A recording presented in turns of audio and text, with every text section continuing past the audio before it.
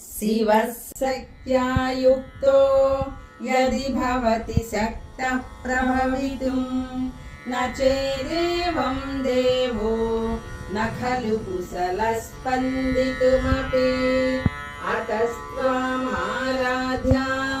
हरिहरविरिञ्चादिभिरपि प्रणन्तुं स्तोतुं वा कथमकृतपुण्यः प्रभवति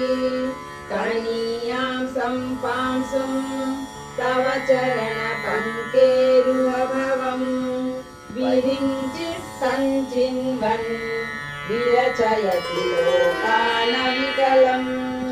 वहत्येनं सौरिः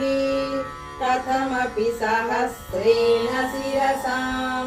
हरः संक्षुब्जैनं भजति भसितोद्धूलनविधिम्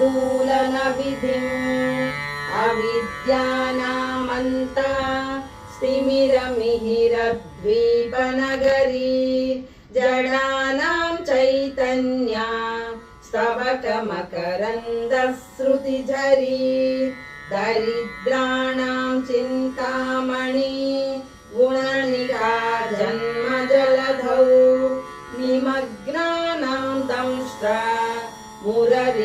मुररिपुवराहस्य भवति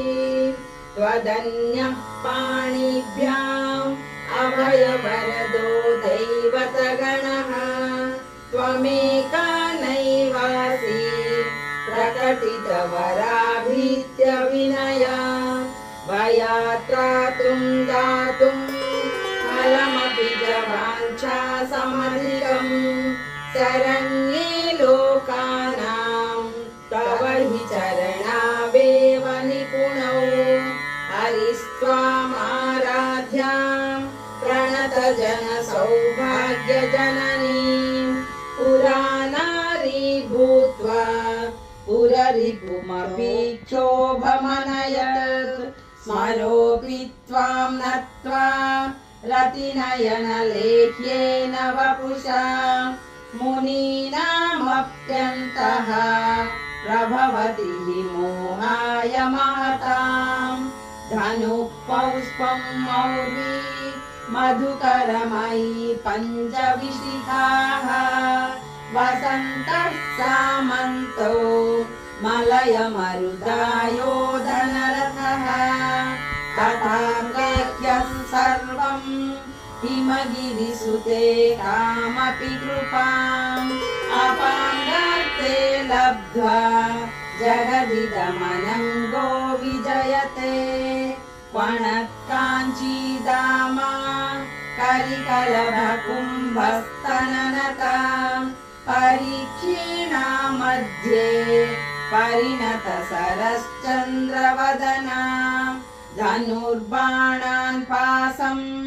शृणिमपि दधाना करतलैः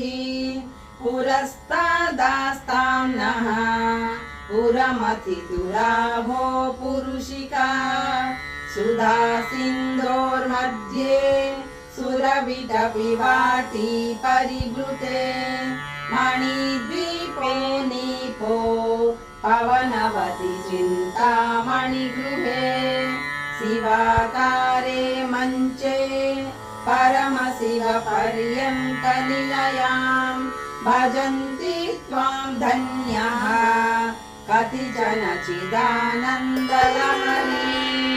महिं मूलाधारे कमपि मणिपुरे हुतवहं स्थितं स्वाधिष्ठाने हृदि मरुतमाकाशमुपरि मनोऽपि भ्रूमध्ये सकलमपि भित्त्वा कुलपथं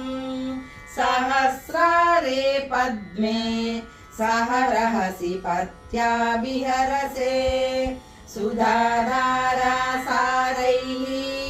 चरणयुगलान्तर्विगलितैः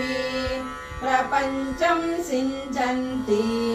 पुनरपि रसाम्नाय महसः अवाप्य स्वां भूमिं भुजगनिभमद्युष्टवलयं स्वमात्मानं कृत्वा स्वपिशिकुलकुण्डे कुहरिणी चतुर्भिः श्रीकण्ठैः शुभयुगतिभिः पञ्चभिरपि प्रभिन्नाभिः शम्भोर्नवभिरपि मूलप्रकृतिभिः चतुश्चत्वारिंशद् वसुदलकला सत्त्रिवलया त्रिरेखाभिः सार्धम् तव शरणकोणा परिणताः। श्रीमात्रे नमः।